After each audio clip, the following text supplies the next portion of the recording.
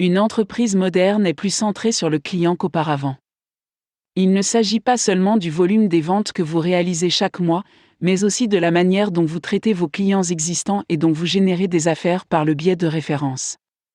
Un produit ou un service immobilier n'est pas différent. En fait, c'est subtil car la valeur nette du produit est bien plus coûteuse et précieuse que quelques paquets de biscuits, un investissement dans un fonds commun de placement ou un abonnement de téléphonie mobile. Vous devez suivre le guide des 5 étapes suivantes pour servir vos clients et être à la pointe. 1. Traitez chaque individu comme un roi. L'achat d'une propriété est un acte unique dans la vie d'un individu. Que ce soit pour une utilisation finale ou pour un investissement, les attentes sont très élevées.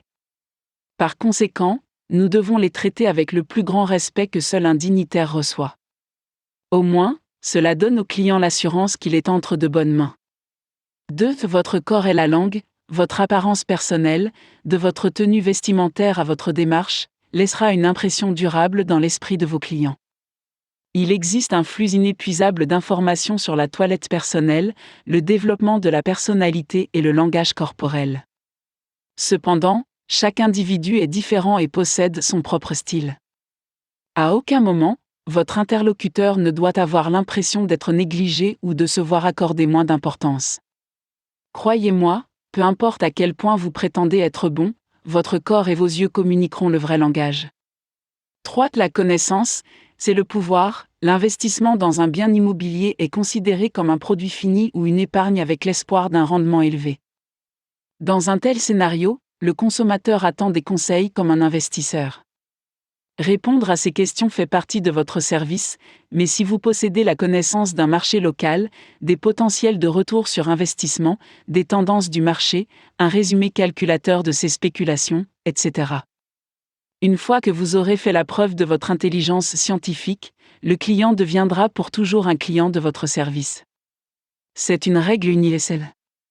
4. Administrer la confidentialité.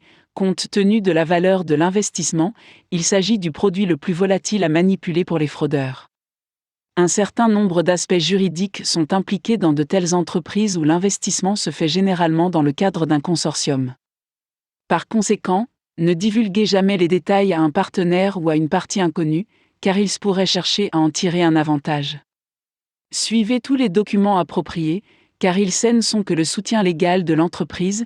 Ne faites jamais de compromis sur les dossiers des clients pour protéger votre tranquillité d'esprit.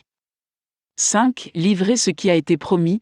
Certains acteurs de l'immobilier comme Obrois Group, Loda Group, Godrej Property, DLF, GIP Infratech, etc. sont en train de créer une existence immortelle sur les marchés indiens.